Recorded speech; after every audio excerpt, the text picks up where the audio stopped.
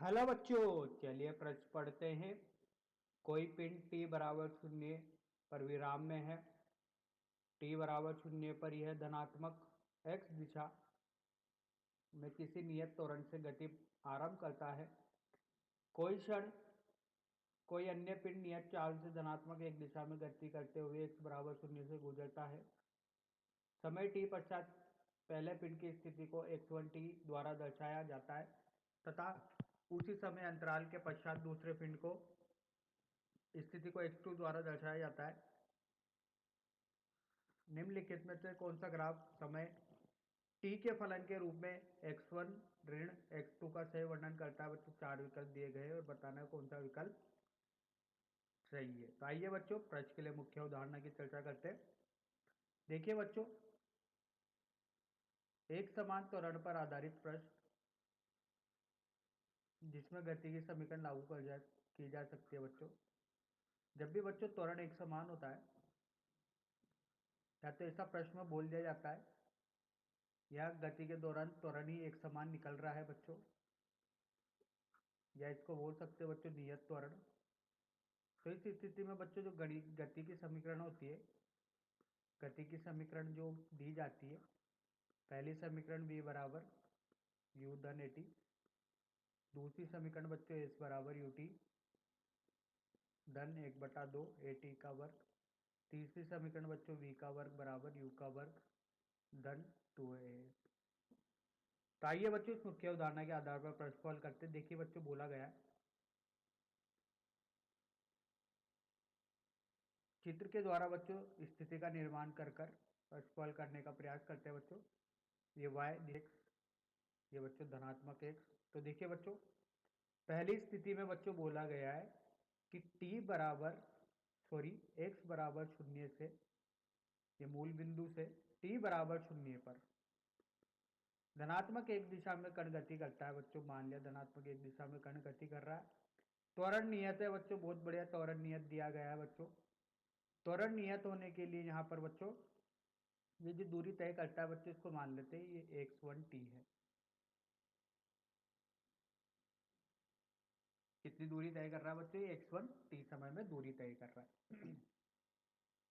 इसी तरीके से बच्चों कोई एक अन्य किसी स्थिति से पिंड नियत चाल से चलता है बच्चों, और नियत चाल से चलकर यहां पर ये कुछ v वेग से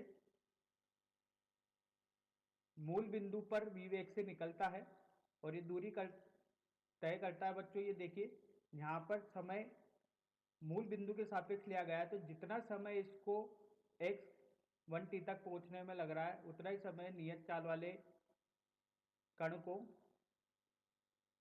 x2 t तक पहुंचने में लग रहा है बच्चों। और ये समय बच्चों यहां पर कहां से लिए जा रहे हैं बच्चों? मूल बिंदु से लिए जा रहे हैं। तो बच्चों यहां पर x1 t द्वारा दर्शाया जाता है पहले पिंड की स्थिति को, t समय पश्चात पहले पिंड की स्थिति को x1 द्वारा दर्शाया जाता है तथा उसी समय अंतराल में बच्चों ये समय अंतराल बराबर है जो ये यहां पर कण पहुंच रहे हैं। अब देखिए बच्चों, यहां पर अगर पहली स्थिति की बात की जाए तो पहली स्थिति के लिए बच्चों यहां पर निकालते हैं कि कितनी दूरी ये चला नियत त्वरण से। तो इसके लिए द्वितीय समीकरण का प्रयोग कर बच्चों ये होगा बच्चों x1 बराबर, बच्चों ये x बराबर 0 विराम से चल रहा है तो प्रारंभिक वेग कितना हो गया? शून्य हो गया। तो ये होगा 1/2 a t का वर्ग। पहली स्थिति में बच्चों समीकरण निकल के आइए। दूसरी स्थिति के लिए बच्चों चाल नियत है, तो ये होगा x2 बराबर, यहां पर अब बच्चों मिलेगा x2 बराबर देखिए ut, क्योंकि देखिए बच्चों ये यहाँ पर जब ये मूल बिंदु से गुजरेगा तो इसके पास इस जगह पर कुछ ना कुछ वेग होगा। ये कई स्थिति से रवाना होकर जब ये मूल बिंदु से गुजरा, और बच्चों ये यहाँ पर मूल बिंदु के सापेक्ष इसका समय जो है वो बराबर है, इसलिए बच्चों यहाँ पर लिखा गया है x बराबर ut। समय अलग नहीं लेकर समय वही लिया गया है। अब देखिए बच्चों, आपन को x1 ऋण x2 और समय के फलन में एक समीकरण बनानी है, तो मैंने से x1 में से x2 घटा दिया है बच्चों, तो यहाँ से मिल रहा है 1/2 a t का वर्ग। अब देखिए बच्चों, यहाँ से मेरे को x बराबर a t का वर्ग ऋण ut एक समीकरण मिली है, इसको मैं y बोल देता हूँ, तो ये होगा बच्चों 1/2 ए टी का वर्ग ऋण यू टी। तो बच्चों ये मेरे को कुछ परवलाकार बच्चों समीकरण दिख रही है, लेकिन चित्र में देखा जाए बच्चों तो सारे ही वक्र परवलाकार है।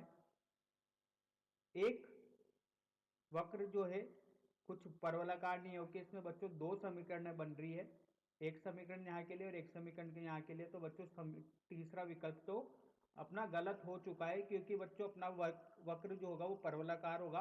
पहला, दूसरा और चौथा यहाँ पर परवलाकार वक्र को दर्शाता है, लेकिन तीसरा बच्चों कुछ परवलाकार होके फिर इसकी स्थिति चेंज हो जाती है। तो यहाँ पर ये कोई ना कोई दो समीकरणों का प्रयोग किया गया है, तो तीसरा नहीं हो सकता बच्चों।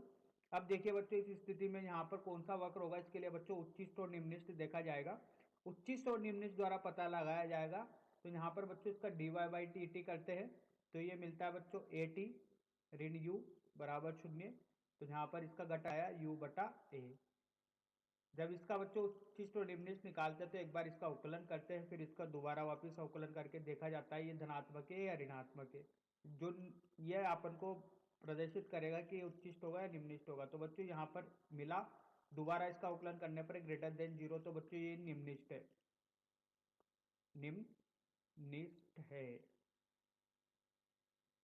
तो बच्चों t के u/a मान पर, किस मान पर, t के u/a मान पर जो ये फलन है बच्चों ये निम्निष्ट फलन है।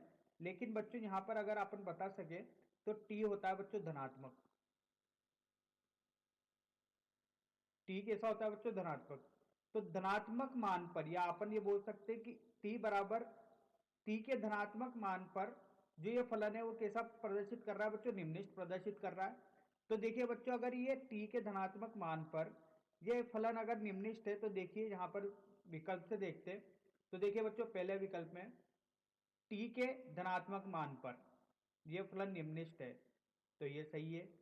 दूसरे विकल्प में देखते हैं बच्चों, t के धनात्मक मान पर यह फलन उच्चिष्ट मिल रहा है, तो ये गलत है। तीसरा विकल्प बच्चों पहले ही गलत हो चुका था, क्योंकि ये दो समीकरणों का योग है जो कि संभव नहीं है। चौथे विकल्प की बात की जाए तो बच्चों t के धनात्मक मान पर इसमें 19 उच्चिष्ट मिल रहा है, तो ये भी गलत हो गया। तो देखिए बच्चों, उच्चिष्ट और निम्निष्ट द्वारा यहाँ पर पता लगाया गया है। पहले समीकरण देख के पता लगाया कि जो ये समीकरण द्वारा कि ये वक्र परवलाकार होगा। दूसरे में बच्चों उच्चिष्ट और निम्निष्ट द्वारा पता लगाया, तो बच्चों यहाँ पर धनात्मक मान मिला है दूसरे अवकलन का, तो यहाँ पर दूसरे अवकलन का धनात्मक मान ने बच्चों बताया कि ये निम्निष्ट होगा। लेकिन वो किस पर निम्निष्ट होगा, t बराबर u/a पर, जो कि कैसा है, धनात्मक मान है। ठीक है, तो बच्चों किसी धनात्मक मान पर निम्निष्ट देखना था तो वो कौन सा वक्र उचित है अपने लिए, पहला वक्र। तो बच्चों इसका जो विकल्प होगा वो पहला विकल्प होगा। आशा करता हूँ बच्चों आपको यह समझ में आया होगा। धन्यवाद।